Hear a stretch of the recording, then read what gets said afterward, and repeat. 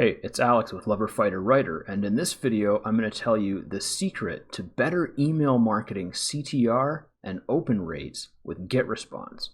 So CTR stands for click-through rate in marketing, and when we talk about email marketing, the two things that people always want to know about are what is your open rate and what is your click-through rate. So I'm here in GetResponse. GetResponse is the software that I use for my email marketing. And if you want to get a free GetResponse account, there will be a link in the description below where you can do that. It's my affiliate link, and I really appreciate it if you use that to sign up if you're going to sign up. And I use GetResponse because it's a great email marketing software. It's great for affiliate marketers, and I do some affiliate marketing, such as promoting GetResponse. So I really appreciate GetResponse, and they have very easy to understand analytics, which is what I'm looking at right here. As you can see, this is the analytics for my newsletters, and this is the analytics for the past 30 days. If I click here, it's on last 30 days. Doesn't change. And in the last 30 days, my open rate has improved 17%, although it was already very good. And my click-through rate, which used to be below average, improved 111% in the past month. And it used to be below average. Now it's a little bit above average. So I've got a few blog posts here just to take a quick look at. And so this one is from the Kinsta blog. And you can see here they've got email marketing statistics for Campaign Monitor, HubSpot, MailChimp, and GetResponse. And so they're saying that the average open rate for these different companies is 18%, 20%, 21%, and 22%. So I'm a solid 5% ahead of the average on open rates. And then if we go to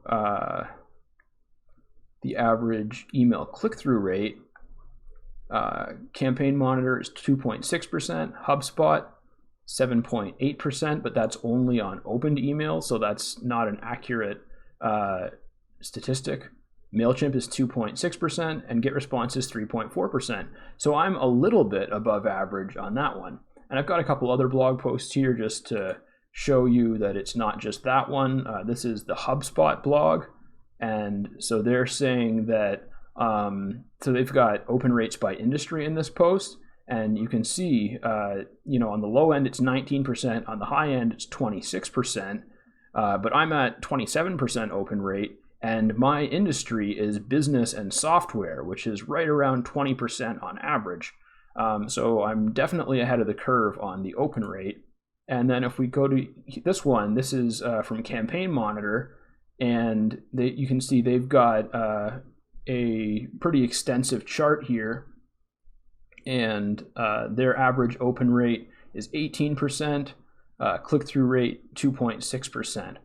So I'm well ahead of the curve on the open rate, and again, a little bit ahead, actually more than 1% ahead of average on the click-through rate.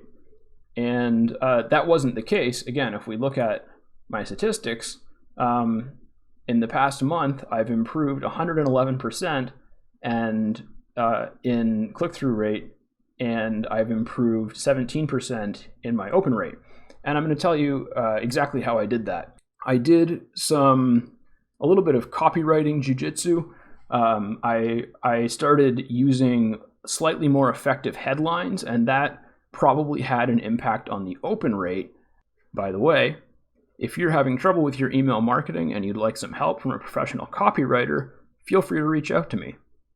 Anyways, now that I've told you that the secret to this improvement wasn't the copywriting, you might be wondering what it is, and I'm going to tell you that right now. So GetResponse has this scoring system, and now this is one of my lists. It's my main email marketing list, and so I'm going to have to blur a lot of the content here because it has people's personal information. But what I can show you, because this person didn't put their name in, I can show you right here, this is a score of how engaged they are. And GetResponse does this for all of your contacts. So it's really easy, and this is based on things like how often people open your emails, how often people click on your links, whether or not they respond. Basically, everything that people do to interact with your emails increases the score. And if they don't interact with your emails at all, especially if they just don't open them, then the score decreases fairly quickly. And so what I started doing is I just started once a week going in to my list and looking at it, and anyone, not anyone, but I would go through, and the first, say, 5 to 10 people that I found who had low scores, and GetResponse gives them not just a score, but also a name. Like they name the different scoring levels. And anyone that I see that's down to 1 bar, which they call at risk, then I get rid of them. I just remove them from the list. And anyone that is down to 2 bars, I will look at their history and consider removing them if it doesn't look like they're on an improving trend. All right, so what does this do? Well, this makes my list full of people who are more likely to open and click on my emails. And I'll tell you, my list size has grown in that time. You know, I don't get a ton of leads on a daily basis. I probably get, say, 5 to 10 new leads into my email list a day. It's not a ton. And despite that, and despite the fact that I've been removing people on a weekly basis, my list has continued to grow. Because, like I said, I'm getting about 5 to 10 new leads a day, and then once a week I remove about 5 to 10. So it's, you know, it's like I'm losing about 1/7 of my leads, but I'm only losing the unengaged ones. I'm only losing the ones that aren't interacting and that are basically just going to lower my email marketing statistics. And also at the same time, they're going to lower my basically my domain sending authority. So the more people that you have on your list that aren't interacting with your emails, if you're sending out big email blasts and people aren't interacting with it at all, people aren't opening it, if it's just going to spam especially, then your sending domain starts to look spammy, and it starts to be more likely your email will go to spam on other people, or more likely that it'll go to other tabs than the inbox. It's more likely that it'll go to the updates tab or the promotions tab or something like that. So there's a lot of benefits to increasing these statistics beyond just being able to brag about them and say, you know, I increased my click-through rate by 111% last month, and it's above average, and my open rate is well above average. You know, that's not just a thing to brag about. I'm making more money because of that. And, you know, I can make my clients more money with these same methods.